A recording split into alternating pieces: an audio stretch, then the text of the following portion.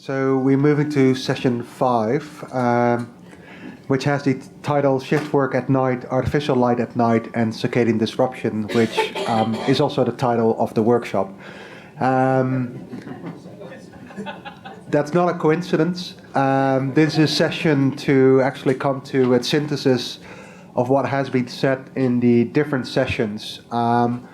And the goals as they have been laid out for the sessions are to identify strategies to synthesize across studies of different types of exposure scenarios to reach conclusions for NTP's literature-based assessments.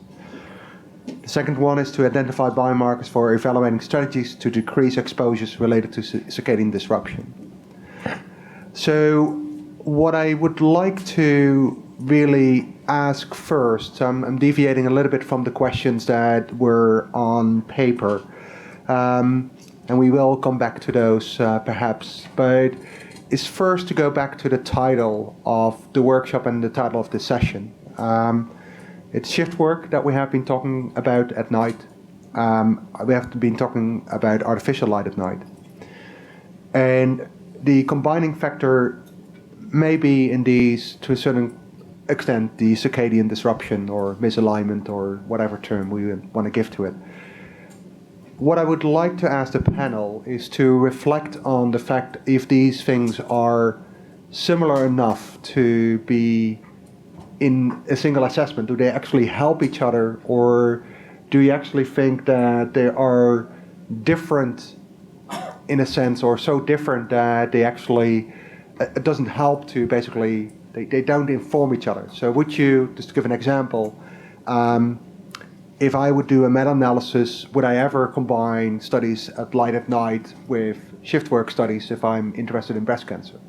Would I do that, yes or no? And from that answer, we may glean how we actually want to approach this. So this is a hypothetical. I'm not saying that I'm in favor or not. So I just want to put this to the group, and I would welcome anybody to react on this. There are no names of panelists, which means that everybody is actually in this session. So who wants to go first? Richard? Me. Go ahead. So it's going to be a free-for-all, I can tell.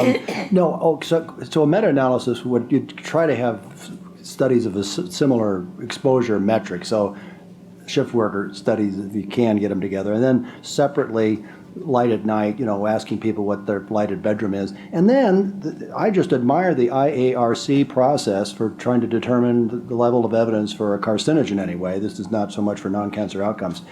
And that is a panel of experts who, proof in science can only be defined as a consensus of experts. That's the definition of proof. So you get a good bunch of reasonable people together who are knowledgeable to just try to synthesize that all, and then write a review paper to try to justify the decision.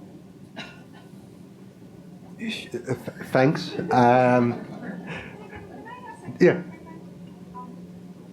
I just want to ask a clarifying question. So I think, I think it's kind of clear that you can't combine different studies for a meta-analysis, but are you in favor of having an assessment where you would talk about these separate things, and then, you make your decision on human and animal, and then you see at the end whether to put them together, or you don't even think that they should even be part of that whole assessment? That's what I just want. They are part of the whole assessment, sure. And you have, again, these are very, very important questions of human health. We cannot do the intervention trials of anything that might be harm. So we've got to do something, and that's gather evidence, observational epidemiology, toxicology, basic science work, and to get those people to try to talk to each other in this 10-day meeting in Lyon.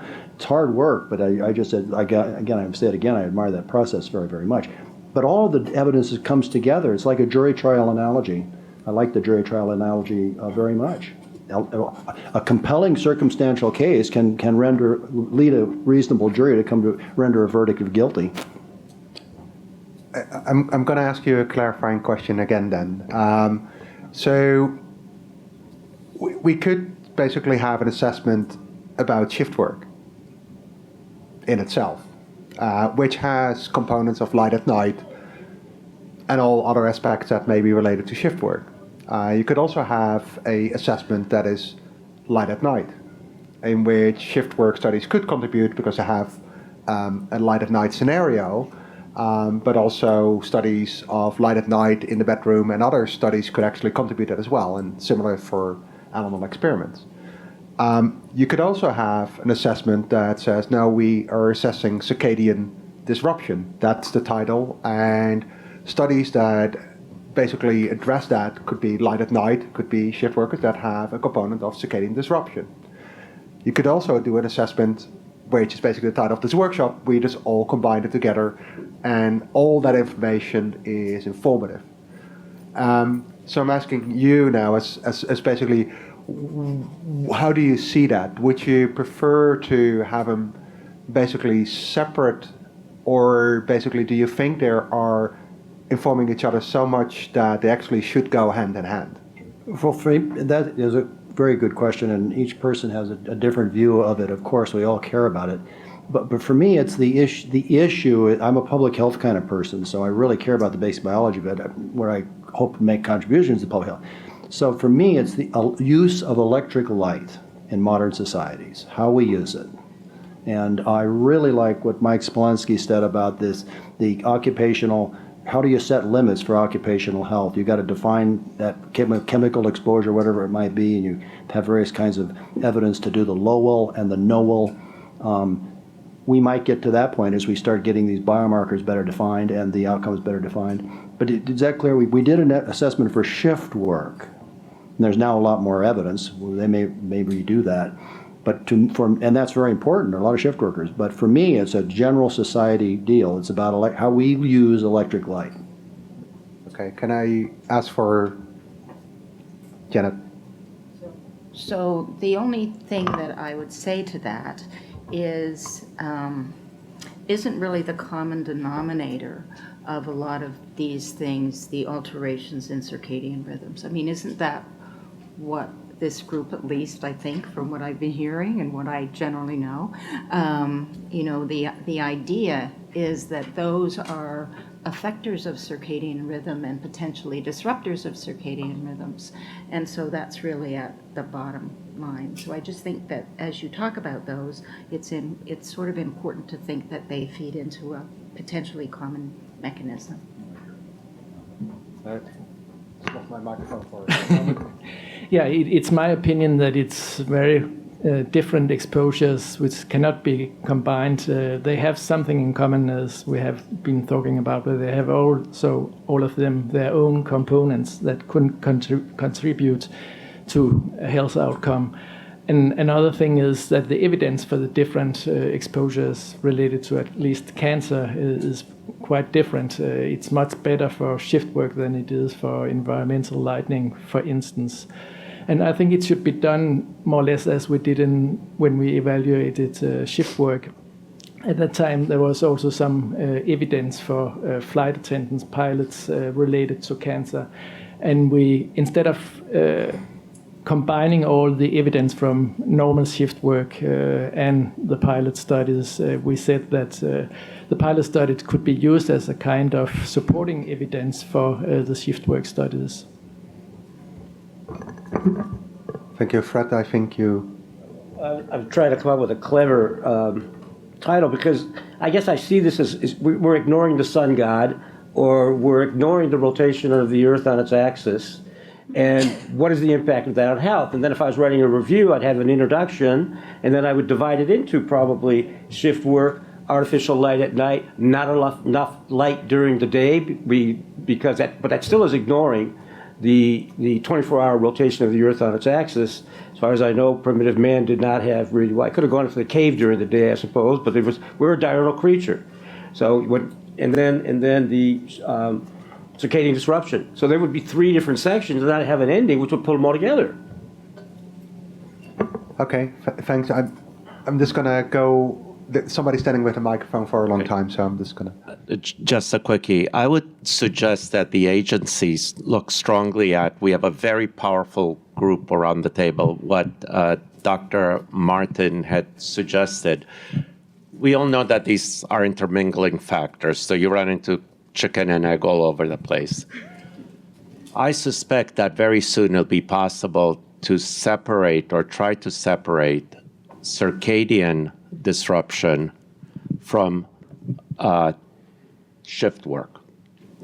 And if hypothetically, if that is possible, it can be organized by the agency to create a group that would study that, not retroactively, but proactively with shift workers and fund that with shift workers and look at ways to maintain circadian rhythm and not disrupt circadian rhythm and separate the effects of shift work from circadian disruption by looking at shift work under various spectra of light and removing some of the elements of light that we think impinge upon circadian disruption, like blue light or other components of light, because there's other spectra that also affect circadian rhythm.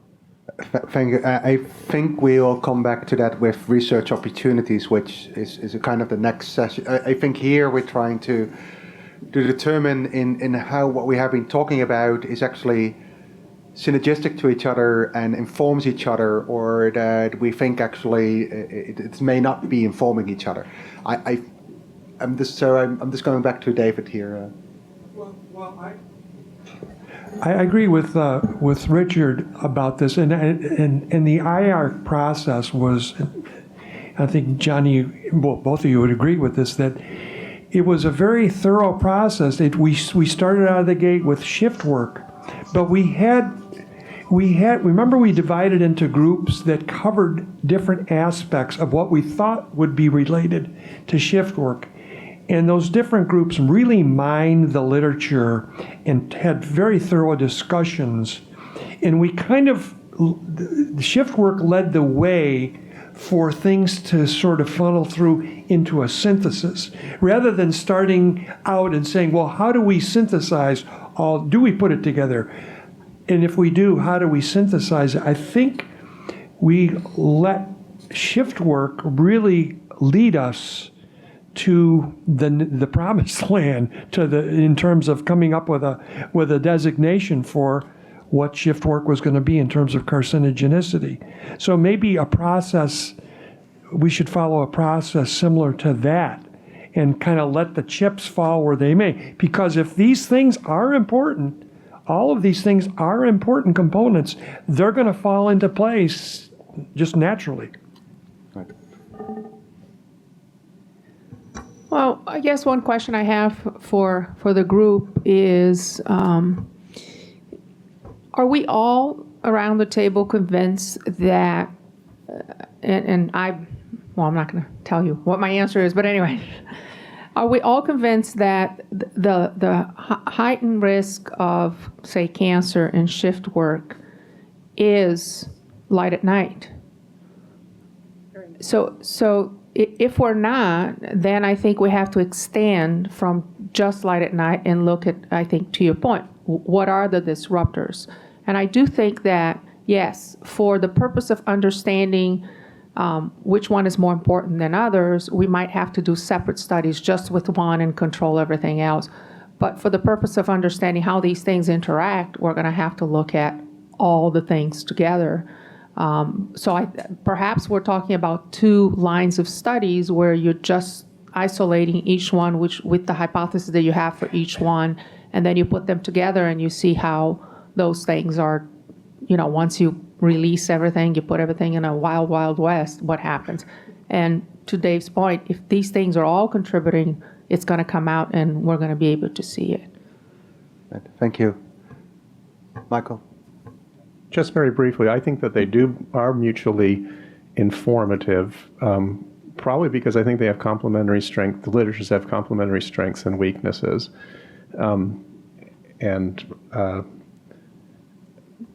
I'll just leave it at that. But. Yeah, I'm trying to conceptualize this from a conventional perspective, from occupational medicine, industrial hygiene. And generally, if my recall is correct, generally we have learned in the past from toxic materials, toxic substances, that in the industrial environment we see kind of the canary in the cave, indicating that there are dangers of exposures to something. And generally from that scenario, we transfer that risk into preventive medicine, into public health for the population at large. So I'm trying to get my hands around shift work. Shift work, people don't do shift work when they're not doing shift work in the real population. However, we do know with studies that have been done by many around the table and elsewhere that we have confirmatory results on cancer and certain other medical conditions that seem to be related to odd schedules of people, either because of their chronotype and or light at night. So there's the intermingling of evidence, and this is kind of a strange one to me because from industrial medicine, from occupational medicine and industrial hygiene say, hey, there's a problem there, we got to make sure the public at large aren't exposed to it. But the public at large are exposed to it probably more than the shift workers.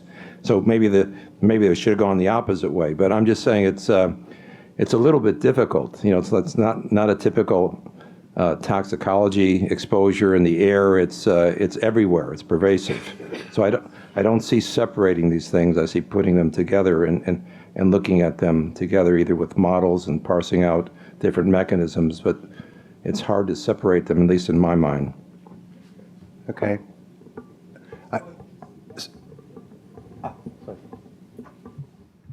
So, Mariana, I think you framed a really important question, and if this panel or the assembled people here can't answer that, then we aren't as far along as we think. From my point of view, light at night is definitely a component of this. There's no doubt in my mind about that.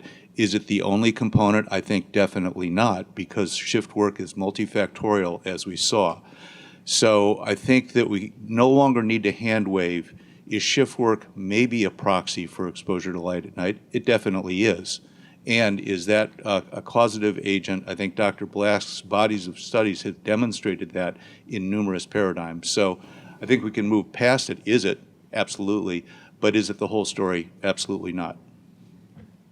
Thank you. I mean, that's pretty much on the line that I was going to make a comment about, because to make that a little bit further, I also think that if we look at the light at night studies, which we also talk about, that it's actually potentially an enabler and not necessarily the light itself, is a similar discussion as what you have with shift work, where light at night may be a component of it, but there actually are other things that actually come with it. Sorry. Well, I just want to say, yeah, I sure like this discussion. The actual physiological effect of light on melatonin, I agree, is if there's an increased risk in shift workers for breast cancer, then that's a component of it. There are other things. But the lighting enables these other things, like the changing in mealtime. Marie Dumont's work that I sort of mentioned, light dim enough not to acutely affect the circadian system, yet it did affect other aspects of health. So, and I had another point, but I forgot. Look at it. Sorry. I make a comment, and I agree. I think lighting is an enabler, but I think then we're moving to what Fred said earlier. Perhaps we need to start talking about education. I mean, we all know that lung cancer is associated with smoking. It's up to you to decide whether you want to smoke or not. I mean, we can't turn off the lights half of the 24 hours. We're shift workers. We are a 24-hour society. So I think we have now to empower people to decide what they want to do in terms of turning off their self-luminous displays, turning off their lights, and getting their 8 hours sleep. All these things, I think, becomes another component of what needs to be done, which is the education part. One quick point. I would not feel that comfortable making shift work as the focal point, and everything else kind of comes underneath it. There's so much going on, whether it's social jet lag, I'll just leave that one. And I'm looking around, do we have any millennials here? Have you ever talked to these people? they talk about, I wake up at 1 o'clock to check my email. No, they don't even do email, I forget that, I'm so old-fashioned. But it's 2 o'clock, and the first thing they do at 5 o'clock in the morning is to go in. I mean, they're in front of these pads all night long. They're not shift workers. They're light at night. They are in a way. We're all shift workers. Well, then, Well, one more quick point. The problem with the IARC thing, which was wonderful, was then people started to think this is a shift work issue. I completely agree with Fred. We're all pointing out, no, it's not just a shift worker issue. Shift working was one prediction, blah, blah, blah. So I think that's something good to come out of this. Okay. Yeah. It's gonna go ahead. To confuse matters further, but one way to look at this, and I don't know, I'm trying to think whether it helps or not, is to say, what's the end policy goal here? And what's the audience for that policy goal? So there is a whole area which has to do with policy about light, nature of light, what the lights of the future should be, what should our iPads and all the rest of it be provided to us. It's a light-driven policy. And right now it's owned by energy, people who are concerned about energy and conservation of the planet in terms of the energy. And it's driving so much what's happening today, right? It's just this huge rebates and everything else. So in a sense, there's a huge importance to having a counter to that, say, hey, there is a huge biological issue that comes along with light that needs to be managed. And it's not just light at night. It is light, we've taught, it's 24/7 light. It's light exposure in the day is, as we, David Blass just pointed out, and others, that impact. So there's a light policy thing which actually has a particular audience to it, right? Which counters where DOE and some of the others are going, and is a very important thing. There's another set of policy things around, if you think shift work's the problem, it's the type of schedules, then that becomes a labor type of, what regulations should we have on working time directives as they have in Europe? That's a different audience and a different problem. Now, the evidence, that's a different thing from where the evidence comes from. But I think you've got to have a bit of a vision of where this is going to have maximum impact and what's the most important thing today we should be coming out and saying. And then that might help focus how you orient the report, because you've got to also think about the ultimate audience. If it looks like a mishmash report of everything, then it has less impact than something that is, there's one central focus but gathering evidence from a very broad base. Thank you, and I think the purpose now is to actually get some guidance also to the NTP of what that message should be or what our direction is. I just wrote some things down, so I'm just going to try to summarize and then see if that brings us anywhere. And it's very short, actually. What I'm hearing basically is that light, we can view it as an exposure, as an external stimuli, and as an enabler. So it actually is this dual thing. And as an enabler, it enables shift work and 24/7 live behavior. And that has associated health effects with it. And that brings in other issues like meal timing and all the other things. This is kind of unique if we go to occupational medicine or hygiene, that we have an exposure that we, on one hand, think that is a real stimuli, a stressor, but in this case it's also kind of an enabler which we haven't normally dealt with in that sense. And so I think that is where this is a kind of a unique kind of agent, but it is a framework which I think you can actually put this under, where you say light is on one hand a direct exposure that has its own biological effects, and then it's an enabler for 24/7 and shift work, and there's all kinds of associated behavioral changes which are social, which are dietary, that are associated with that. Is that some kind of a concept that seems to make sense, or am I just sleep deprived and... Can I just add, I think, one comment, and I think we keep talking about light at night, and I think it's just light during the day and light at night. It's the whole 24-hour pattern, and it's sun god, yeah. I mean, so I think that we tend to put light at night as just the one issue. I think the issue is just the light and dark over the 24-hour pattern. Yeah, I agree with that. And, we can think about clean air and clean water, and maybe we need to think in terms of clean light, which is also darkness. Okay. Any other comments on this? Oh, sorry. Yeah, go ahead. Yep. If we can agree that light of night is an issue, not only to potential harmful effects for human health, but also interfering with, and we're talking certain spectrums of light at night, can also interfere with the effectiveness of, say, chemotherapy treatments, like David Blass' team has found out.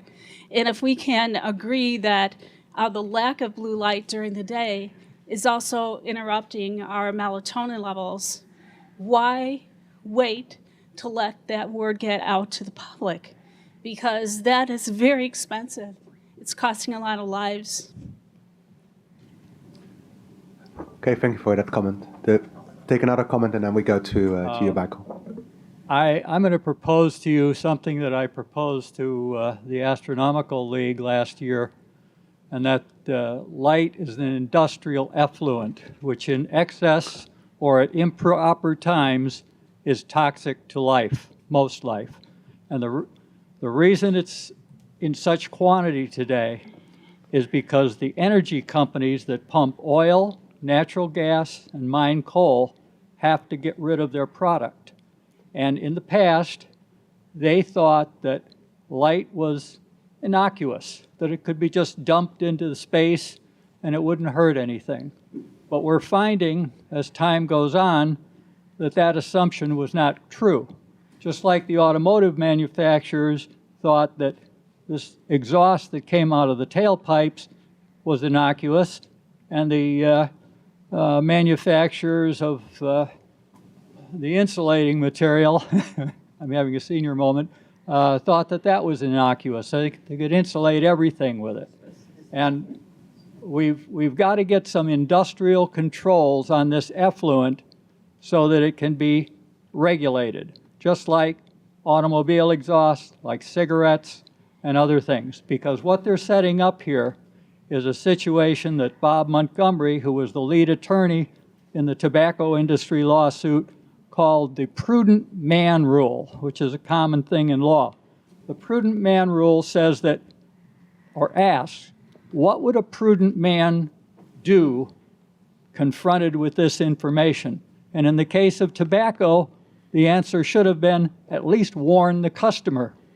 And the industry did not do that, so they lost a $200 billion lawsuit.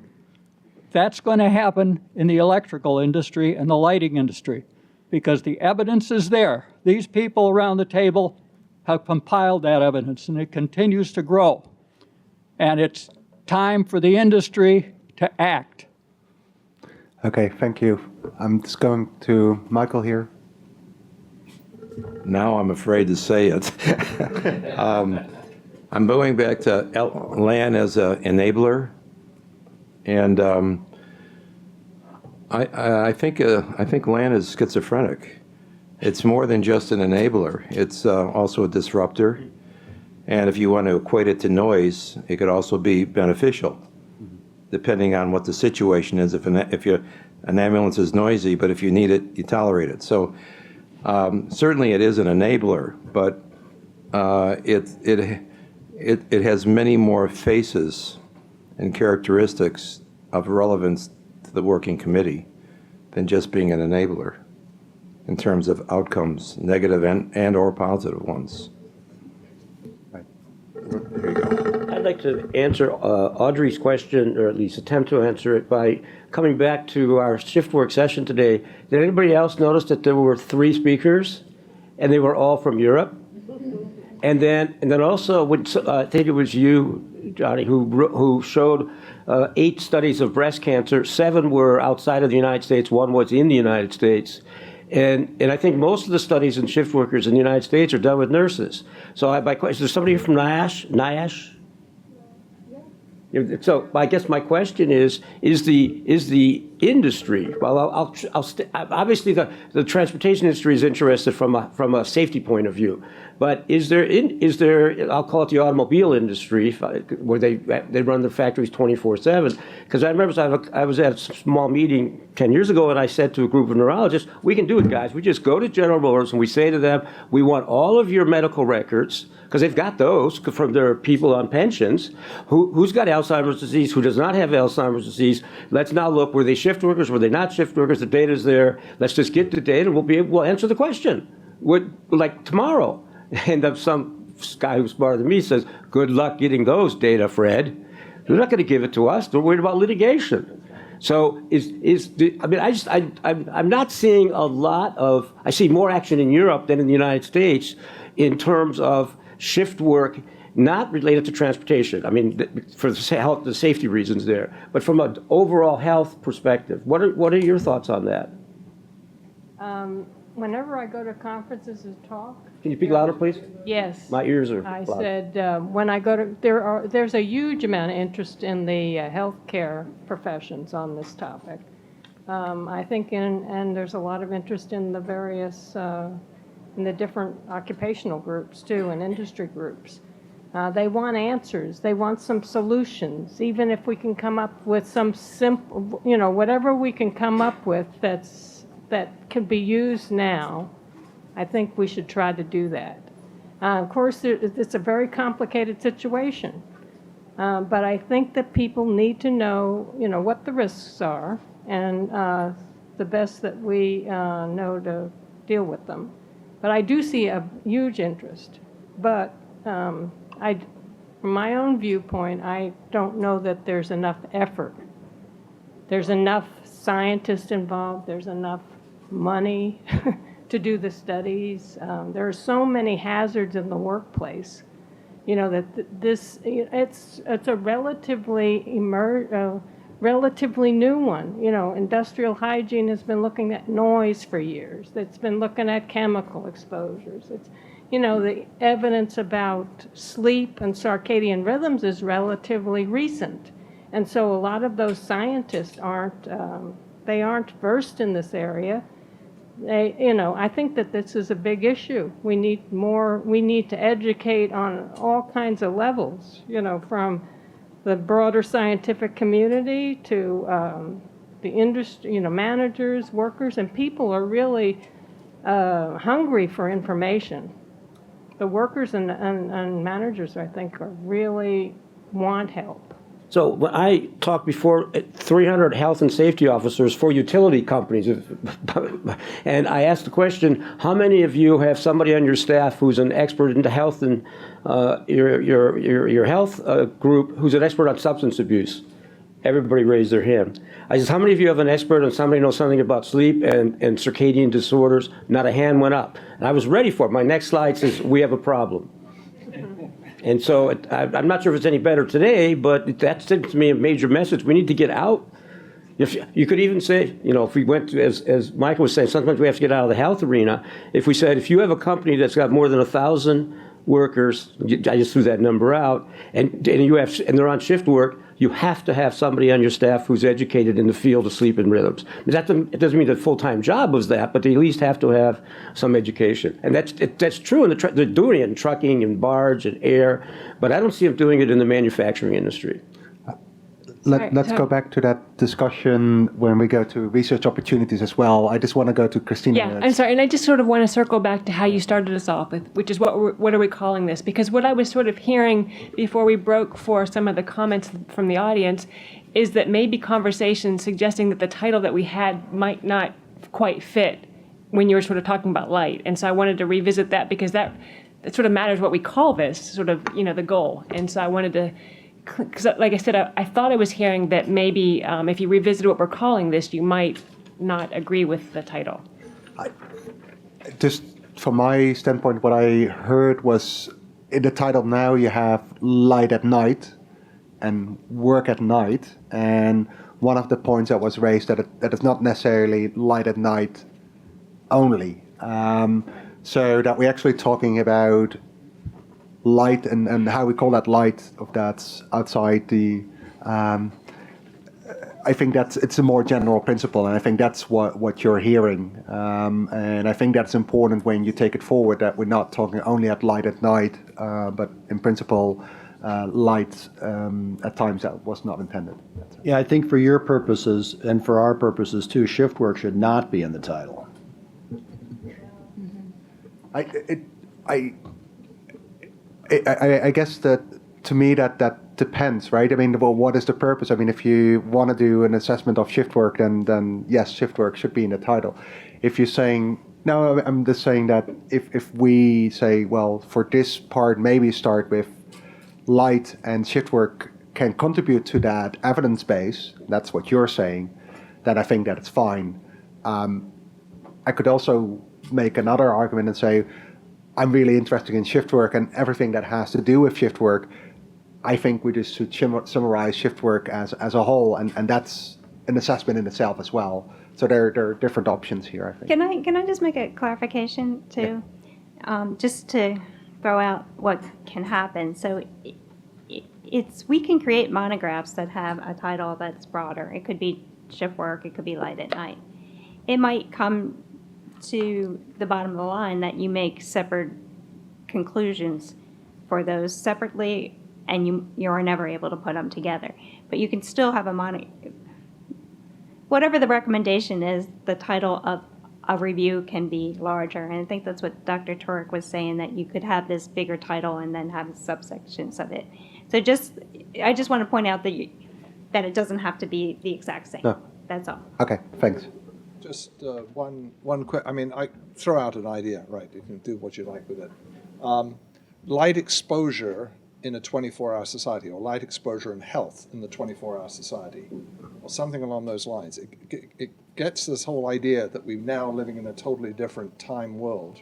It covers shift work and those things. It also covers all the other behavior changes. But it's really a light exposure and health issue is what you really focus on. And that does not restrict it to light at night. Right. Okay, thanks. Randy, you had... Yeah, there's two kinds of people in the world. Those who think there's two kinds of people in the world and those who don't. But it's none of your business. But there are groupers and splitters. And the argument we're hearing here is, do we want to group this together in this current title, which covers everything, or do we want to split it? And, I think I would probably agree with what Dr. Turek said. If I was writing a book, it would be the giant topic, and then I would split it up into the separate topics. So I think grouping it works fine for me, but I'm a grouper. So if you're a splitter, it probably doesn't. Michael? I think going back to what Richard said early on, it depends who the report is for.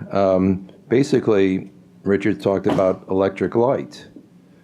And if the focus of the report is going to be, given the supporters of this workshop and the NTP and NIEHS being involved and so forth, if the report is going to them, then I'm okay with shift work at night and artificial light at night and circadian disruption. However, that doesn't meet my own goal to educate the public of the dangers of light at night and its consequences. And my fear is that a report will be constructed that will be utilized and respected by focus groups and will not have the impact that a lot of us around this table would like it to have for the other people at risk in the general population of all age groups from birth to old age. David? Yeah, and if we're going to talk about the totality of light, then whatever we do, we've got to get rid of the term artificial. You guys have convinced me now we got to get shift work out of the title too. Because if you have shift work, artificial light, and circadian disruption, I assume what you mean is artificial light and circadian disruption in shift workers. Right. And therefore that puts you right into a box. And also I think that shift work by itself is something that if you go to the NIA or you go to the NIMH and you go to them and you say, hey, you guys interested in shift work? Well, I don't think so. So that's why I'm a little bit worried now about having shift work in the title. I'd like to add one thing too. I mean, to me, I think what gets really big is when I'm not suggesting to remove, but I think we have to think about it, is when we add circadian disruption. Because now we're not just talking about light as a factor for circadian disruption. We're talking about other factors that we discussed that obviously that's why shift work is so complicated, but it's also complicated for daytime people.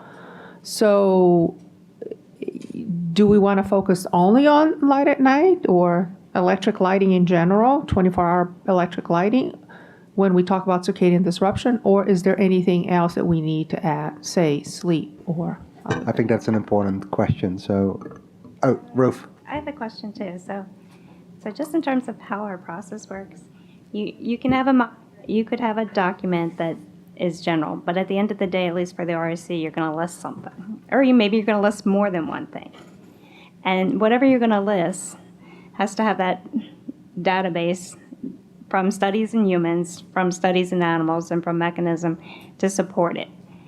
So when you think about, here's a broad topic, we're going to evaluate all these things, but is the studies in human adequate to evaluate just electrical lighting or just lighting? Is the studies in humans just about? So that's what I think has to be considered too, is not just a message, but you can review a lot of things, but if you were going to list something or whatever, what's the database that is adequate to support that? And Ruth, just to clarify, are you saying that the title of the document doesn't have to match what you list? So that's not inconsistent with the idea of you have a broad title and then you have different subsections that lead you up to listings. What you would communicate to the public. Right. I think was there anything, Michael, that you wanted to? Well, I always worry about the title of a document being self-limiting.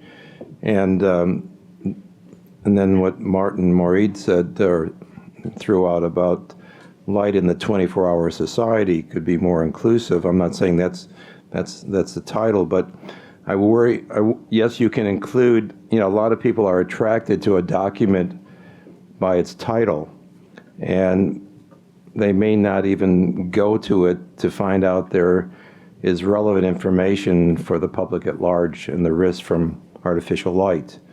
So I worry about that. I worry about whether if it's entitled the wrong way, that already may define the audience for it, whether or not there are other content that is relevant. I don't think we have to decide here necessarily what the title would be. I started, maybe that this is a little bit self-inflicted, the discussion by questioning the title of the workshop, not as to come up with a better, but as a leading framework to discuss how these things should or should not go together and what it would be. And I think we're actually going back and forth on this ourselves, because in one way we're saying, well, it is light, but then do we have to put in circadian disruption back in? Then I hear the term artificial light, so then we're narrowing it down a little bit again. So the question here really is what do we think is the exposure scenario that is pertinent to be evaluated from a public health standpoint, from a real what we think is important, and is that light, as we put it before, as an enabler and as an exposure in itself and everything that comes with it, and then you have different subsections that go with it, or is it really the light in itself, or is it really this circadian disruption? And I haven't gotten exactly clear from everybody where everybody is, because I think, well, we're talking, we're moving a little bit, is my feeling. Well, to me, it's a little repetitive, but what encompasses all of this, in my opinion, is health consequences of electric lighting practice in the modern world. Oh, I just came up with the same title. Yeah, consequences of light in the modern world for health and disease. It actually steals a title from an article you wrote, kind of, in the New England Journal of Medicine years ago. Right? Could Well, it didn't change anything, so. Richard. When two people come up with the same idea at the same time, and somebody long before, I don't know what that. But anyway, that's no, it's good. Could you repeat that, please? I didn't. It was. There was a lot of noise over here. Well, I don't. I love you, man. I love you, man. You know that. I love you. Yeah. I love you more. David, can you read it out again? No, health. Well, either one, but health consequences of electric lighting practice in the modern world, and that encompasses loss of sun. Want me to give you mine? That's what he said. I'll get the spelling right later. Okay. I said consequences of light in the modern world for health and disease. Even better. By the way, along the same lines, the third suggestion, similar, is optimal light for health. Because that, if the focus is to tell people what kind of light they should have for health, that might be, if that's our goal to aim. And it doesn't matter if there are multiple factors. When they were trying to figure out with smoking and asbestos, they both are synergistic and contribute to lung cancer, you can tease that various factors out. But I thought the goal of this was to tell people in a 24-hour society what is the optimal light for their health. I think here to synthesize the scientific knowledge we have about this topic, and that may eventually lead to leads of intervention. So that would be actually the next one. I don't think we're trying here to jump directly to what would be optimal without actually knowing what really the consequences at this time are and which factors are important to do so. Well, this is for a listing of a hazard to the ROC, actually. So it's about. I think, to your question, I don't know if the literature actually has these values, and that was the point about we need to start measuring and defining these things. But the one question I have for the panel, do we want to leave sleep out?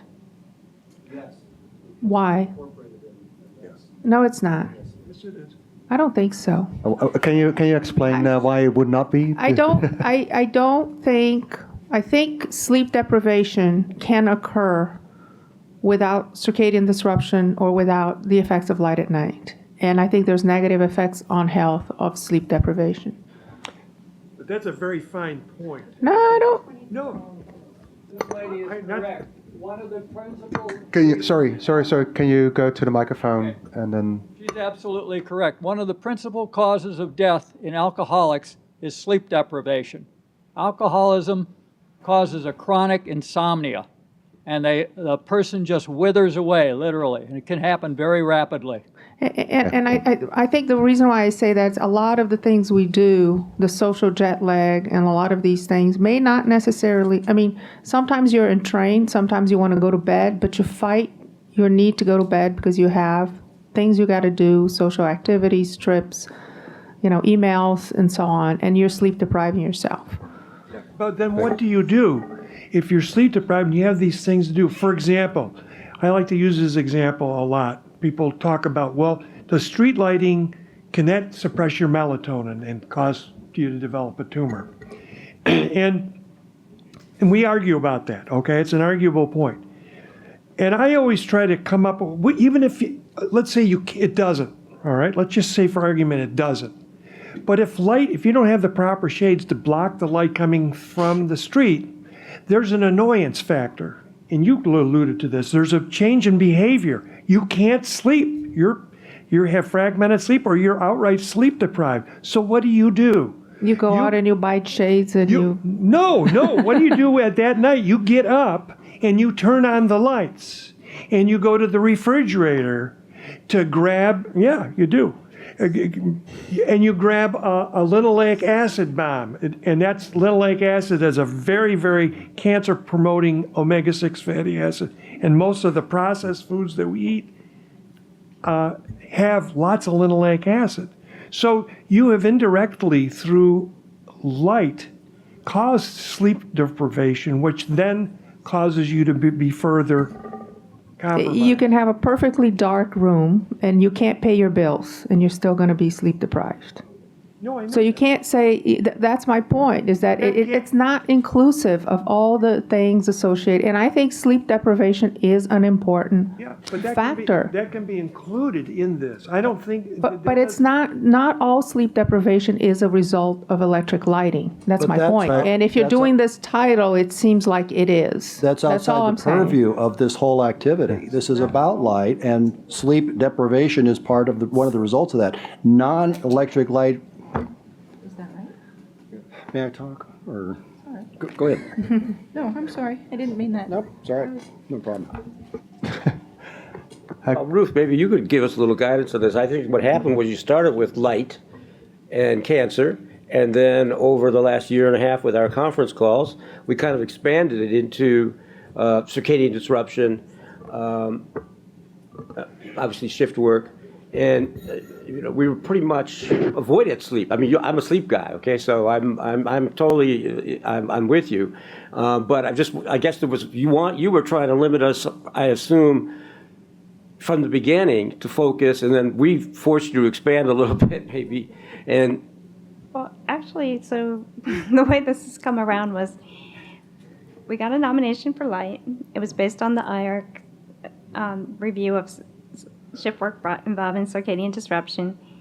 We put them all together as this sort of concept. We tried to have some calls to see if we could narrow it down or focus it, and here we are today. No, but you have narrowed it down. It's been very nicely narrowed down. Right. Sleep is certainly a component of the light. Right, so- but sleep unrelated to light issues is not part of the purview. Right. That's exactly the way we had originally done it. It's broad enough, and so we were trying to make it a little bit narrower. It's still a broad topic, so you have it right. I mean, I guess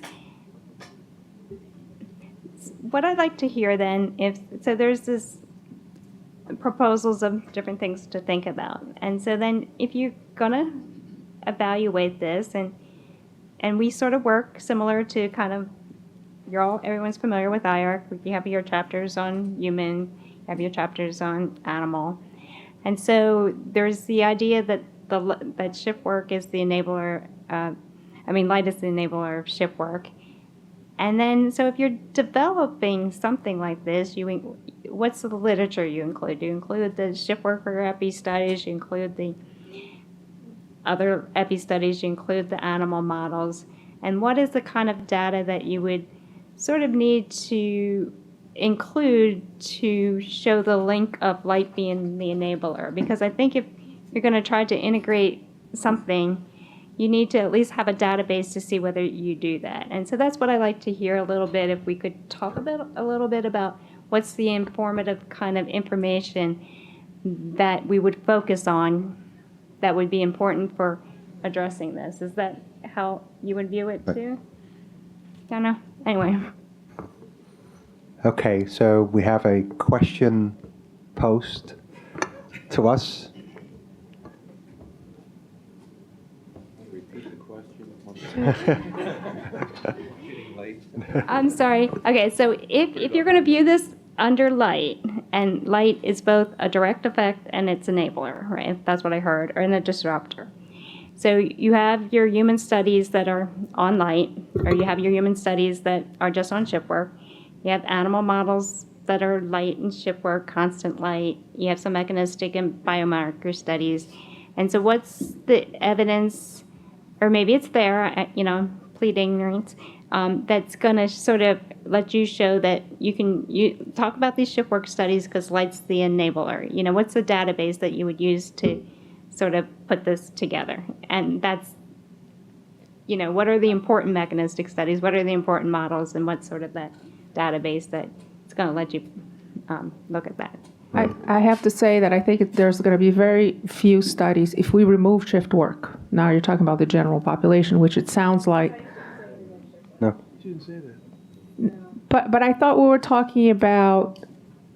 So you're including shift work in the whole okay? Because I think there are some studies that people are starting to measure light exposure and how it affects biomarkers in shift work. There's not a lot of them, but there are a few now, much more than used to have before. I don't think in the general population, the best you can get are self-reports, but I don't think you're getting a lot of people with calibrated devices, measure how much light you're being exposed to at night, and how it affects biomarkers of just regular people. I may be wrong, but I'm not familiar with any of the studies that have systematically looked at that. Yeah, I'm trying to interpret your question, Ruth. So what I think you're saying is that we taking this global phrase there, which would enable us actually to fit everything that we actually discussed today under that paradigm. It has shift work under there because light enables shift work to occur, and so you evaluate shift work in itself, you come to a conclusion that there may be health effects that are related to shift work in which light may be one of the direct exposures, and shift work has been enabled by light in itself. And so I think it fits, and then sleep basically is one of the aspects that is related to shift work and so on. So it all fits under there. I can see your problem in a little bit. It's like, okay, well, but what are you going to list light in the ROC, or are you then going to list shift work in the ROC if that is your evaluation? Yeah, and I think that is again where we already discussed. I think that's my opinion, that the framework how you evaluated it is maybe somewhat different to what you in the end would list. I think they're not one-to-one, because I would not necessarily say that if you find something with shift work that therefore you would list light as an enabler. I maybe that's not the way that you would go about it, and I don't think but correct me if that's my opinion. Okay, that's what I thought, but I just wanted to sort of clarify that. Yeah, sure. Okay, so we also have some charts questions, and I'm not sure if you really wanted to go through these, because I think that goes into what biomarkers are overlaying. I think we have said a lot about that. So I just wanted to raise it just if there's anybody that actually thinks that we didn't discuss something that is really important that we still have to discuss. Right here. I'm sorry, I'm just going to go to the table first and then we go there. Yeah, I thought your second question was something we really haven't discussed very much. And because the way you phrased it was very good. What are the intermediate, I would say the beginning, biological responses or biomarkers that may play a role eventually in pathogenesis? And it made me think of Tom Ensel, who has been, for the last 10 years, I don't know how long he's been director of NIMH, has been, yelling at the community of psychiatrists and psychologists at the NIMH saying, we don't wait till someone has a heart attack before we start treating them. We look at blood pressure, we look at cholesterol, we look at a lot of other biomarkers, and you don't die of high blood pressure, you die of a heart attack or a stroke. And so he says, but in our field, we wait until someone has depression before we treat them. Give me the markers way before that. And it's a hard problem. That's why we would have solved it by now, right? But so I thought that's where you were going with that question, that if somebody's a shift worker, use that as an example, I could go with them and many other, and I can see, if I could monitor a bunch of things in that individual saying, hey, you're on a road, you're on a trajectory to big trouble. Somebody else, hey, you're okay. I mean, I thought that's where you were going with that kind of a question, so we would know ahead of time, not wait until somebody has died. It's like that. It's like that with driving. We don't want to wait until somebody has an accident. We'd like to know if they're getting related to fatigue. We'd like to know whether their steering wheel is moving, their eyes are dropping, and in fact, if you think, I don't want to get too far afield, but if you think about what's going on in the whole car industry, where the cover of Time magazine last week was driverless cars. Why? Because you're trying to get the human out of the system, because that's what's causing the vast majority of the accidents. And so, what could we do besides educating the public? What could we do to predict ahead of time? We have smart cars. Well, we have very few of them. But the idea is with a smart car, it's sending you a signal right away. BMW, Audi, the high ends, sending you a signal. You're in trouble. So I thought that's what you were getting at with that question. When are you going to be in trouble? You're on a road to a bad place you don't want to go. I don't think we discussed that. We have not discussed that in a sense that we discussed that as something that would be very helpful to have these kind of accumulating markers that would actually indeed give you a sense that the light exposure leads to a perturbation of the biological system that puts you on a trajectory to an adverse health effect. And if we actually would know that and can measure that, then you could actually use that to test interventions and see what the efficacy of interventions are. And that would enable a lot of different research. The question here, unfortunately, is what are those? And I don't think, at least to mine, I wouldn't know exactly what those markers are at this moment. So to me, that's really a research priority and opportunity. But I don't think at this moment that we actually have an integrated circadian disruption marker that we actually could use to actually evaluate efficacies of interventions per se. Maybe we have it for acute things, if you think about melatonin and cortisol, actigraph, where we talked about. But if you think about long-term effects, we don't know what that actually is, I think. Well, it's in its infancy, but we have touched on this before. But there are a couple of reports that shift-working women have higher estradiol.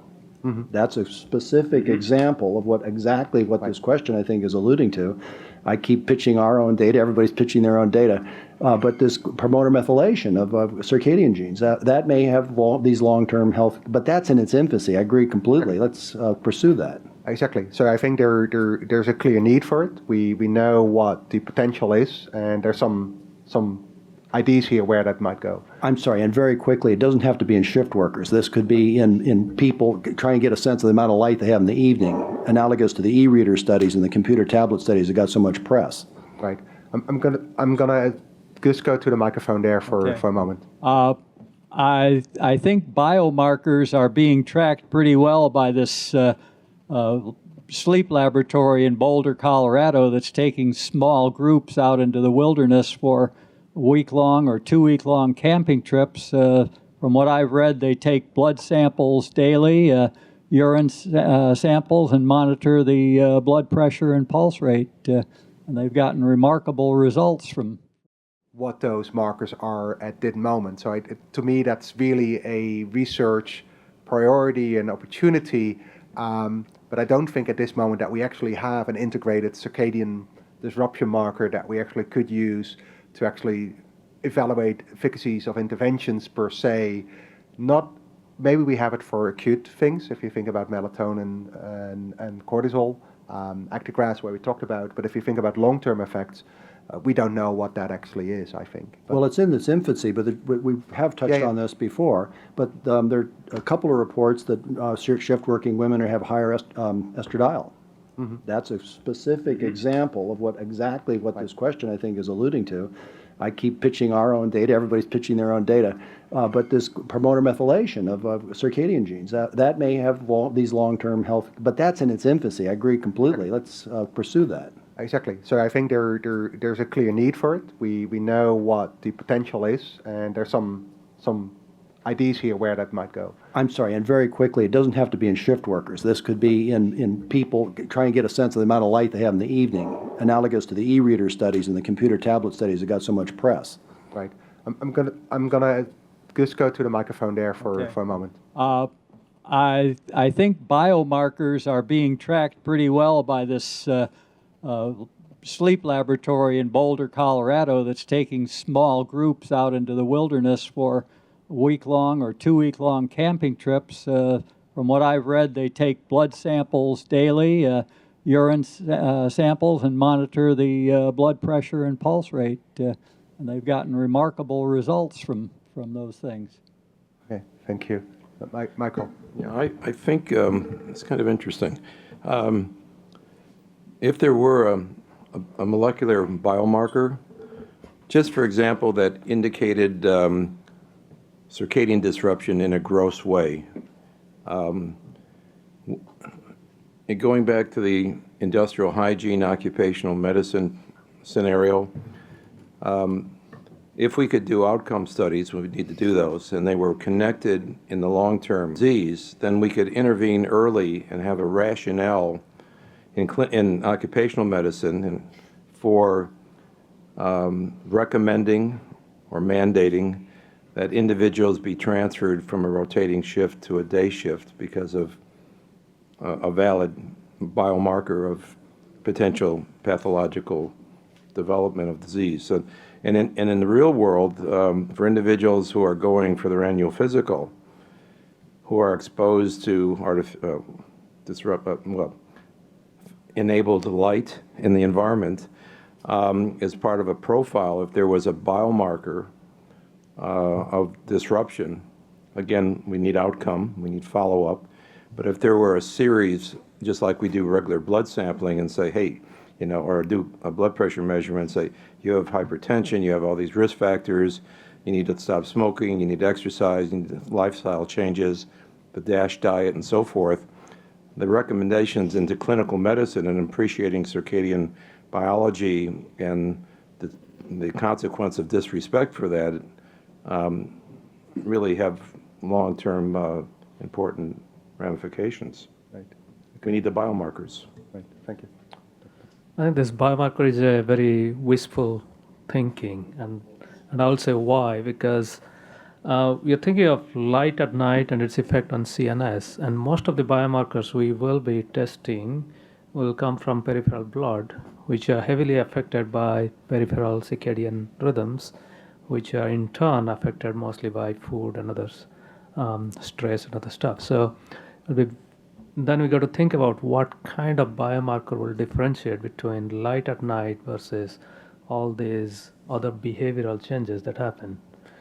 Yeah, but I just go back to, and I'm not to quote my colleagues, but the Van Dijken paper basically on biomarkers of circadian disruption that are non-time dependent is one of those attempts to do that. And there, of course, the translation has been made from mRNA in the target tissue to actually then look in the blood if there's something that would actually reflect that. So I'm not saying that it's hard work and we may be non-successful, but I think it's not necessarily wishful thinking to actually hunt for these markers and as far as and that needs to be replicated and see if we actually can replicate that in humans. It is a way that we could go forward and similar as to the methylation that Richard has shown. Get it? So one of the other things that I think is helpful when you think about biomarkers, and I'm just sort of reflecting a little bit on what you just said, and that is that biomarkers aren't always in the causative chain. They may be, in fact, something that is a result of that disturbance. And so you can say that certain things that relate to abnormal eating patterns or certain things that relate to inflammation, even though there's peripheral modification, may still be helpful as biomarkers of exposure that can help predict a bad outcome. Right. Go ahead. I mean, I was thinking specifically light at night biomarker. It would be very difficult to differentiate that from circadian disruption induced biomarker. Yeah. Any comments on this topic?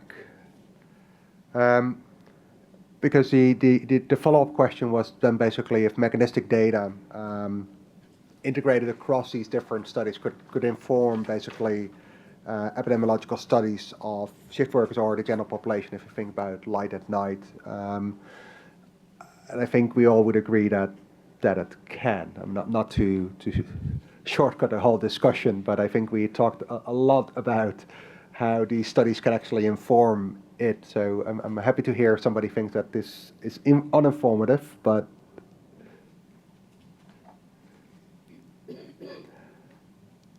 and the last question that we had is really coming back to what we just discussed, I think, is about if we have biomarkers that are validated and related to adverse health outcomes, then of course we could use those very well for interventions, and there's a real need to be able to actually test intervention and see what the effects are. I just want to go back and put this in the group that the report that we just did for the Dutch Health Council is that we have to be careful though when we think about these interventions and markers, because what may be good in the short term may not be good in the long term. And So when we actually look at this question, the answer unfortunately may be endpoint specific, and what may be optimal for one thing may not be the optimal for something else. But I think that's just the reality that we're in. We Michael? need the hemoglobin A1C for circadian disruption. Yeah. Exactly. I was thinking that might, maybe in a research project, is develop a circadian blood profile. Applications. Right. We need the biomarkers. Right. Thank you. I think this biomarker is a very wishful thinking, and I'll say why, because we're thinking of light at night and its effect on CNS, and most of the biomarkers we will be testing will come from peripheral blood, which are heavily affected by peripheral circadian rhythms, which are in turn affected mostly by food and others, stress and other stuff. So then we got to think about what kind of biomarker will differentiate between light at night versus all these other behavioral changes that happen. Yeah, but I just go back to, and I'm not to quote my colleagues, but the Van Dijken paper basically on biomarkers of circadian disruption that are non-time dependent is one of those attempts to do that. And there, of course, the translation has been made from mRNA in the target tissue to actually then look in the blood if there's something that would actually reflect that. So I'm not saying that it's hard work, and we may be non-successful, but I think it's not necessarily wishful thinking to actually hunt for these markers, and as far as and that needs to be replicated and see if we actually can replicate that in humans, it is a way that we could go forward, and similar as to the methylation that Richard has shown. Janet?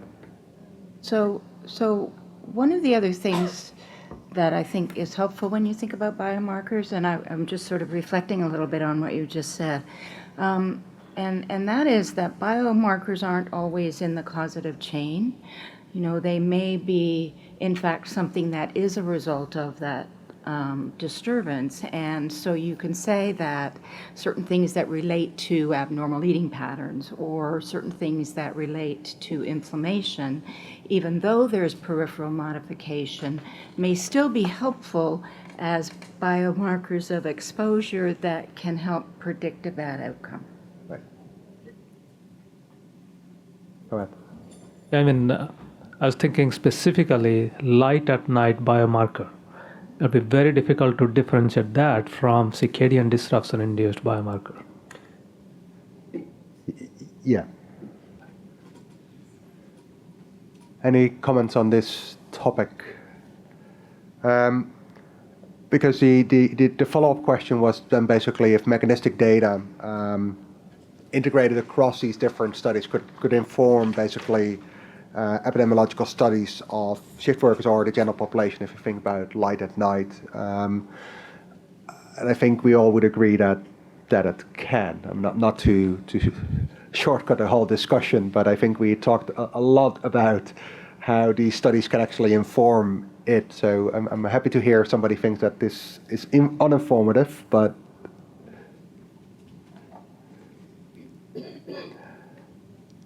and the last question that we had is really coming back to what we just discussed, I think. It's about if we have biomarkers that are validated and related to adverse health outcomes, then of course we could use those very well for interventions, and there's a real need to be able to actually test intervention and see what the effects are. I just want to go back and put this in the group that the report that we just did for the Dutch Health Council is that we have to be careful though when we think about these interventions and markers, because what may be good in the short term may not be good in the long term. And so when we actually look at this question, the answer unfortunately may be endpoint specific, and what may be optimal for one thing may not be the optimal for something else. But I think that's just the reality that we're in. We Michael? need the hemoglobin A1C for circadian disruption. Yeah, exactly. I was thinking that might, maybe in a research project, is develop a circadian blood profile. I don't mean profile, but a test order of tests. Some would be general as a consequence of being disrupted. And as we gain more information, those that are more specific for disease risk, specific risks. And those will take time to develop. Just as you go to the doctor, there's a profile for, arthritis or heart disease or whatever epigenetic factors. You can consider ordering a profile for those of constituents in the blood or white blood cells, whatever, of molecular indicators. And it's going to be accumulative. It's going to be a growth process. It's going to have to be based on outcomes research for specificity and sensitivity. Right. Thank you. Any other comments further? Oh, sorry. Yeah. I just want to add and keep in everybody's back of their mind, we are talking about biomarkers and outcomes. I think we have to remember that if we're going to try to link that to electric lighting or light exposures, we need to measure that too. So we need to make sure that we know what the stimulus is in order to talk about the outcome. Yeah, and I think that is a very good point. That's true for light at night. That's true for everything. Yeah, meal timing. Everything. Everything and everything. I mean, you're talking about glucose or diabetes, how much you eat, everything. I mean, I think sometimes we tend to talk a lot about the outcomes, but we forget the stimulus, and especially because, as we discussed earlier, we don't have a control condition, a true control condition. Who does not have a phone and does not check the phone before you go to bed? Raise your hand. Oh, 2 out of how many in this room? 3, 4. Does it? Yes, it does, because we did the calculations and it doesn't remove all the circadian stimulation from computer screens. It reduces, but it's not down to 0. If you want to totally reduce, you buy one of those blue blockers that removes everything below 525 or 530. That's the best option. But anyway, the point is that it's going to be really hard to get a true control. We're already starting, as you mentioned, Dr. Coogan mentioned yesterday, we're already jet lagged, right? We're how many hours jet lagged already? So that's one thing that we have to think about when we're trying to prosecute the case. Yes. Right. Now, thank you for that comment. That's very important to have the focus on the exposure assessment, that we actually don't forget that that's really where we're talking about. David, you raised your hand. You're good. Okay. Looking around to see, I'm just opening up to the group. We talked about integration of the different topics and to see if it made sense to, or how we actually conceptualize that, and what our suggestion to the NTP and the RRC is to perhaps take this forward and what the framework may be. So I'm actually now posing the question to you, if with the outcome of this discussion, you feel like you have something reasonable, concrete, and practical, or that you want to readdress again some questions to us. I think we have a sort of a name for how to approach writing a monograph that sort of relates things a little bit better than the title before. But it sounds like at the end of the day, we're going to be making conclusions that are probably separate and about what our health effects are. So in a sense, we're kind of just rephrasing how the shift work and the artificial light at night, and it just, I guess I think there is sort of no magical kind of something that's just going to completely integrate everything together. That's kind of that's what the state of the science is. That's what the exposures are. So I think that's clear. Okay. I think I like the discussion about sort of, recasting, making more general the title. It felt more satisfying, I sense, as we talked about the limitations of the current title and all the complexities. Okay. Sorry. I think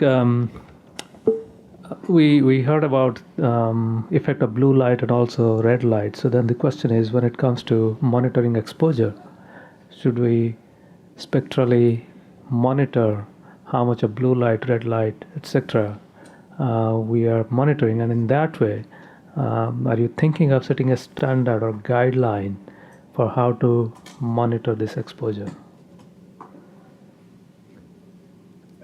Whether you want to monitor total light, white light in terms of lux, or monitor blue light and red light separately.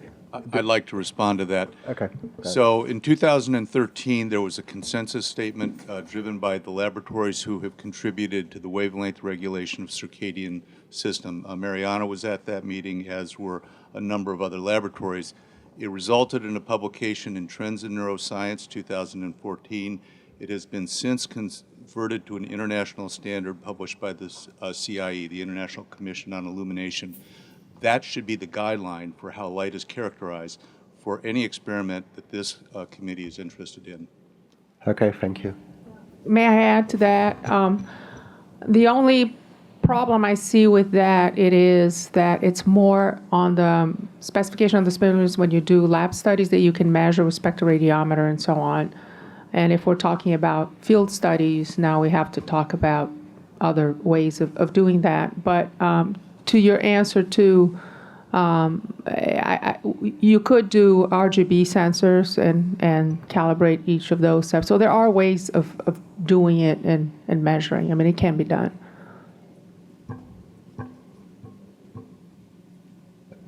I think we're starting to move into the research needs and data gaps, so maybe we should officially do that, or? Yeah, no, it's fine. I'm quite happy to render my Great. moderator function over to somebody else. Well, thank you so much. That was very good.